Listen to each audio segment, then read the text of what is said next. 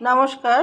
দেখো, আমার হেসেলে আজকে আমি বাটা মাছ রান্না করছি। এর মধ্যে নুন দিয়ে দিয়েছি আর হলুদ দিয়ে দিয়েছি। এগুলো ভালো করে আমি মেখে নেব মাছগুলোকে।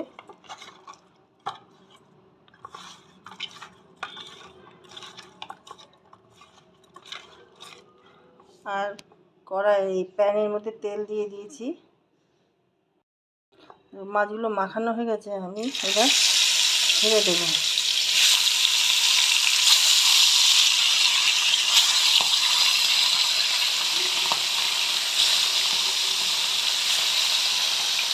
এইভাবে মাছগুলো আমি ভেজে নেব।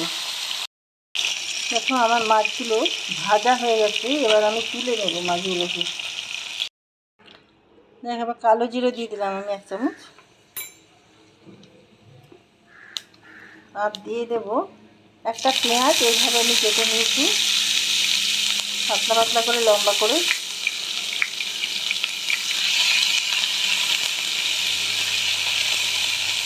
পেঁয়াজটা ভেজে নেব।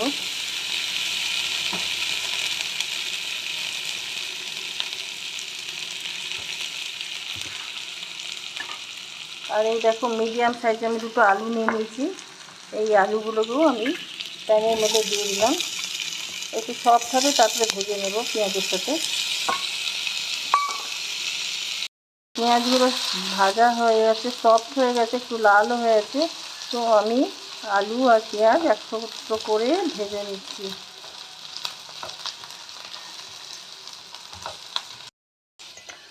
দেখো, দিয়ে দেবো পরিমাণ মতন নুন, হলুদ গুঁড়ো, দেখো লঙ্কার গুঁড়ো দিয়ে দিলাম। এবার ভালো করে আমি মশলাগুলো ভেজে নেব। মশলা বলতে কিছু নয়, নুন, হলুদ আর লঙ্কা।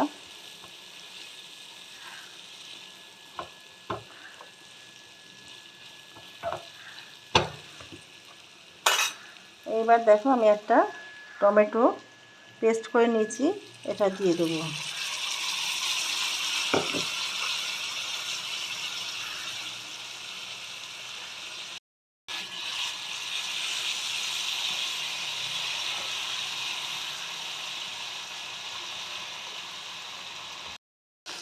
দেখো, তেল ছেড়ে দিয়েছে।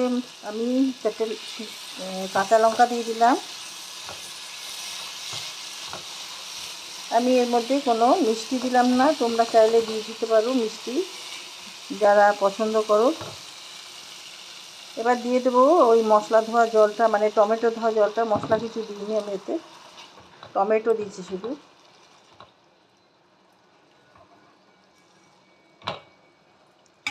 আর একটু জল লাগবে। ঝোলটা ফুটতে দেবো, তারপরে আমি মাছগুলো দেবো। দেখো, এবার ঢাকাটা খুলে দিয়ে আমি দেখবো।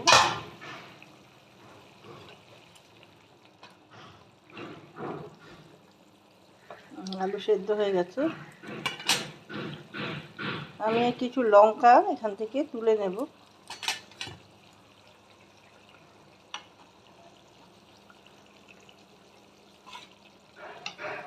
যে যেরকম ঝাল খাবে সেই হিসাবে।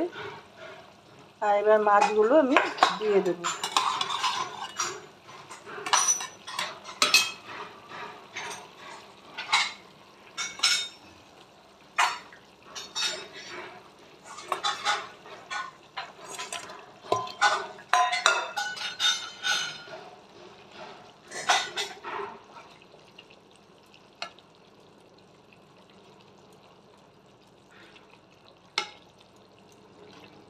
এবার 2 মিনিট আমি এটা ফুটতে দেব।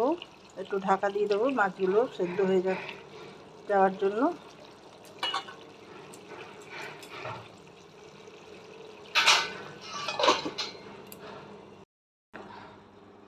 দেখো, এই লঙ্কাগুলোকে আমি ভেঙে দেব। আমি খুন্তি দিয়ে করছি, হাতা দিয়ে বেশি ভালো হয়।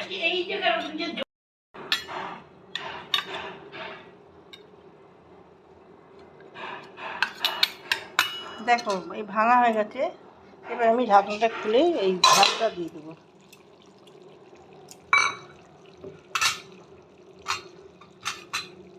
আর কিছু ধনে পাতা দিয়ে দেবো।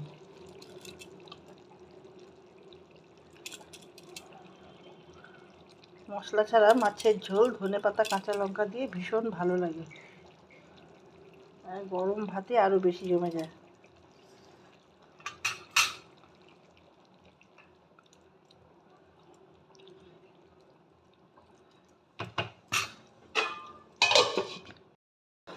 এবার মাছের ঢাকনাটা আমি খুলে দিলাম। দেখো মাছটা আমার রেডি হয়ে গেছে।